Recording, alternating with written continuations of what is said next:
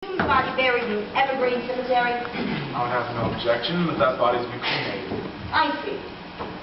So, where were you on the night of January 16th? I believe I was in New York on business. Do you have any witnesses to prove that? Miss Stevens, you must realize that I've never had to provide myself with any alibis. I would not be able to scare any witnesses now. How many cars do you own? 4. What are they? Well, one of them is a black sedan, as you saw just learned, but may I remind you, it's not the only black sedan in all New York City. And Mr. Reagan's story is nothing but a lie, in your opinion, am I correct? It is. So, who wrote that $2,000 check? I did. Will you kindly explain that? Well, we all know Mr. Reagan's profession. He threatened to kidnap my daughter, and, well, instead of taking any chances on her life, I rather pay him off. So what? Your daughter and your fortune are the most prized possessions, aren't they? They are. Then what would you do to the man who not only took your money, but deserted your daughter for another woman? We object. You hated Faulkner, and you wanted to break him. And the words that Mr. Jumphreys heard you saying about his suicide prove it. I suspected nothing of the kind. Oh, so you had no idea about Mr. Faulkner's activities on that day? Certainly not. Not a single inclination.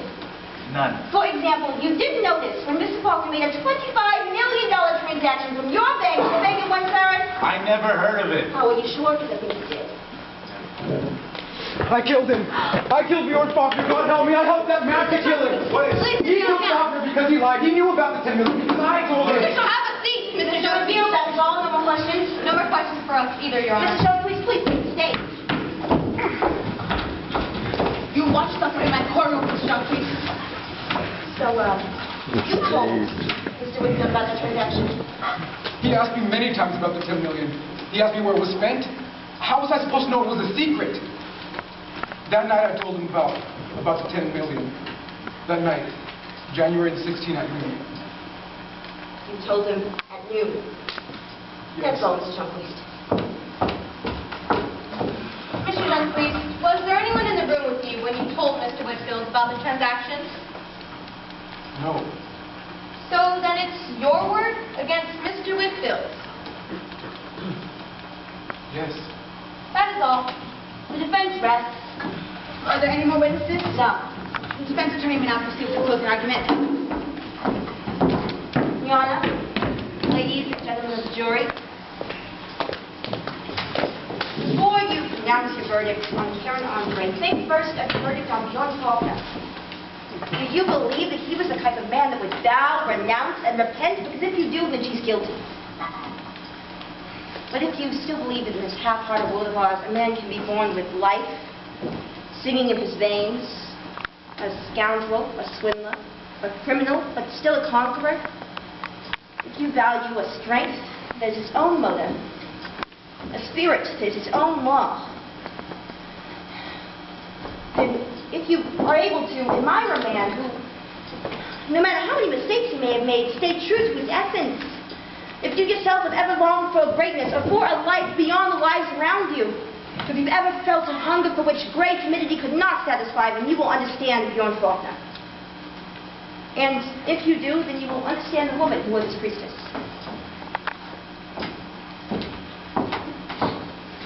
Who is on trial in this case? Karen Andre? No. It's you, ladies and gentlemen of the jury, who are here on trial. It is your souls who will be rendered when your decision is brought to light. Ms. Flint?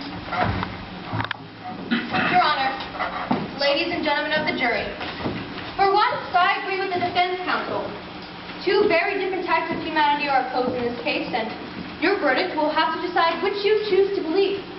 You were asked by the defense to take the side of a harlot, swindler, and a gangster against a man who is a model of social responsibility and a woman who represents every ideal of what womanhood has been for centuries. On one side, you see a life of service, duty, and unselfishness. On the other, a steamroller for sensual indulgence and egoistic ambition. Your verdict will have to decide which side you believe in. This verdict will be passed deep within your own souls. If you believe that man is placed on this earth for more than his own enjoyment, that social responsibility is the highest ideal that man can aspire to. If you believe that love is not only about sexual indulgence or is not confined to the bedroom, but rather extends to your family and your fellow men.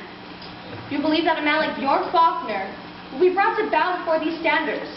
Then let your verdict show that no man shall raise his head too high in defiance of our common standards. Thank you. Ladies and gentlemen of the jury, the bailiff will now escort you to the jury room where you vote upon your verdict. I insist that you vote with the best of your integrity and ability. You are to determine whether Karen Andre is guilty or not guilty for the murder of Bjorn Faulkner.